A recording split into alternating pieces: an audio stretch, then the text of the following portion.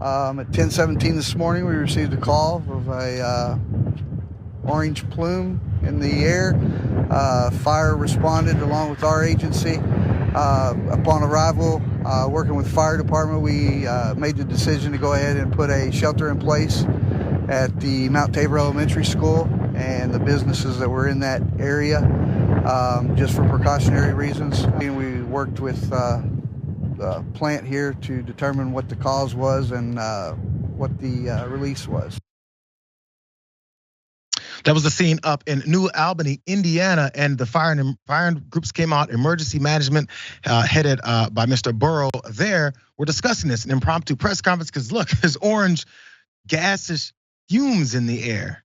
And of course, everyone's on notice, especially after we've been heightened awareness for spills happening. This happened at Blue Grass Chemical Plant, and apparently they had a leak inside, and it escaped and got into the air. They had a press conference here. The executive vice president of that company seemed kind of reluctant to have to answer questions, but he did try to explain what was going on. Let's watch.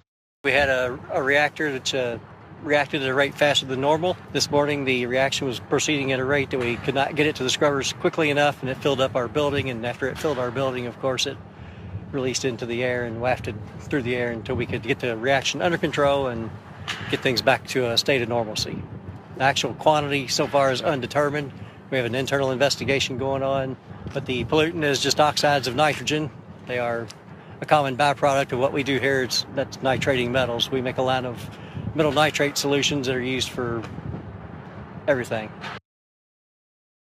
Nitrogen oxide apparently in the air, bright orange, and they had to do a shelter in place for about an hour and a half, and then they suddenly released it and said, the air is fine, everybody. Step outside, take some deep breaths. I don't think everyone is really trusting them.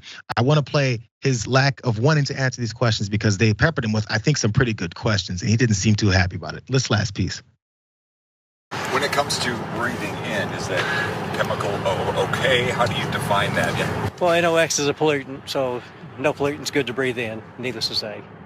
NOx comes out of the tailpipe of your car as well. It's just different concentrations. So when you hear about something like this happening, is that a cause for concern? Well, I think anytime you're in the chemical industry, there's always a cause for concern. I mean, obviously, And as far as the effects of somebody who would have been in close proximity to this, what are those effects as far as on the lungs? Well, it's a respiratory ailment, so you can, obviously you guys are reporters, you can Google it, but I'm not trying to be sarcastic. It's just, NOx is NOx, and you treat the pollution for a reason. Can't trust it, Waz. What's your thoughts as we get out of here? That's a brother who spoke to the council of the company that he's employed by, and they told him not to say a damn thing and obfuscate at every single turn. That's what I see right there. And this was the beginning of the whole thing. So we'll see as these things flow out, because this happened again this morning up in New Albany, Indiana, small town there. We'll see what these residents are affected by this. Ugh, looks scary enough.